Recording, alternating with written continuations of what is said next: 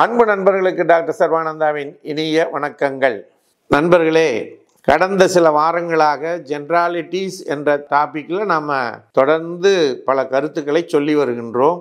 Homeopathy சப்ஜெக்டை பற்றி பேசி வருகின்றோம்.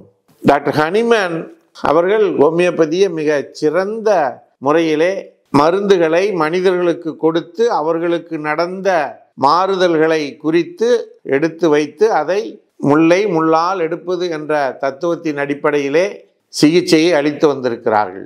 டாக்டர் கென்ட் என்கின்ற அமெரிக்க ஆங்கில மருத்துவர் ஹோமியோபதி மேலே பற்று கொண்டு அதை மிகச்சிறந்த அளவிலே வளர்த்தெடுத்திருக்கிறார். அவர் எழுதிய ரெப்பரட்டரி புக்கில் இருந்து தான் நாம் இப்போ இந்த ஜென்ராலிட்டிஸ் அப்படிங்கிற டாபிக் எடுத்து அதை பற்றி விளக்கமாக சொல்லி வருகின்றோம். ஹோமியோபதி எப்படி ஒரு நோயாளிக்கு மருந்து தேர்ந்தெடுக்கிறது என்று சொன்னால், நோயாளியினுடைய மனம், தலை, காது, மூக்கு, கண்கள், கண்ணுடைய பார்வை, காதனுடைய கேட்கும் தன்மை, throat, internal throat, external throat, கை கால்கள், அடுத்து தலைன்னு சொன்னோன்னா வெர்டிகோ, தலை சுற்றல், மவுத்து, ஃபேஸ், அதே போல் செஸ்ட், காஃப், சளி, மூச்சு விடுதல், அதே மாதிரி genitalia, male and female, urine, stool, stomach, back, பின் முதுகு, தூக்கம், சில்னஸ், ஃபீவர், வியர்வை, ஸ்கின் இருக்குது. இதையெல்லாம் தாண்டி ஜென்ராலிட்டிஸ். இப்படிப்பட்ட டாபிக்ஸில் தான் இந்த எல்லா டாப்பிக்லேயும் சேராமல் சில விஷயங்கள் நடக்கும்.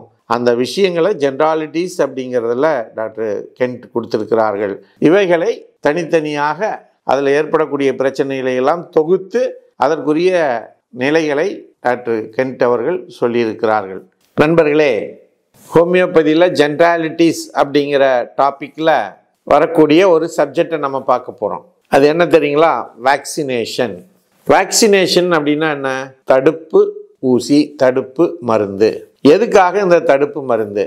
ஒருவருடைய உடலில் சில தொற்று நோய்கள் வராமல் தடுப்பதற்குரிய மருந்தை இன்ஜெக்ஷன் வழியாக போடுறது. எதுக்கு போடுவாங்க? கக்குவான் சளிக்கு போடுவாங்க, ஸ்மால் பாக்ஸுக்கு, சிக்கன் பாக்ஸுக்கு, மீசில்ஸுக்கு, போலியோவுக்கு, இது போல் இதுக்கு போடுவாங்க. அப்புறம் இப்போ கொரோனா வந்தது இல்லைங்களா, இது போல் கொரோனாவுக்கு, லிவர் ப்ராப்ளம் வர்றவங்களுக்கு, இது மாதிரி இருக்கக்கூடிய பல இதுக்கு இந்த வேக்சினேஷனை போடுவாங்க. இந்த வேக்சின் மருந்துகள் உடலில் போய் தங்கி அந்த மாதிரியான நோய் பாதிப்புகள் வெளி உலகத்தில் ஏற்படும் பொழுது அந்த வேக்சின் போட்டவங்களுக்கு வராமல் தடுக்கக்கூடிய சக்தி படைத்தது அப்படின்னு சொல்கிறாங்க.